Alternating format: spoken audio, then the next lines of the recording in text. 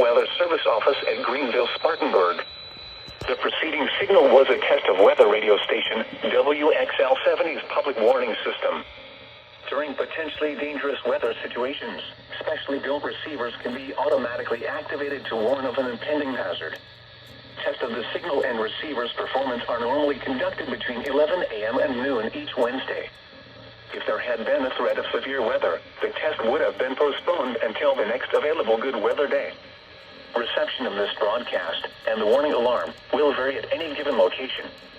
This variability, normally more noticeable at greater distances from the transmitter, can occur even though you are using a good quality receiver in good working order. The warning alarm will be activated for hazardous watches and warnings. For station WXL70, broadcasting near Charlotte, on a frequency of 162.475 MHz, the warning alarm will be activated for the following counties in North Carolina: Alexander, Anson, Cabarrus, Catawba, Cleveland, Gaston, Ardell, Lincoln, Mecklenburg, Montgomery, Richmond, Rowan, Stanley, and Union. In South Carolina, Cherokee and York. This concludes the NOAA Weather Radio All Hazards Torn Alert Test.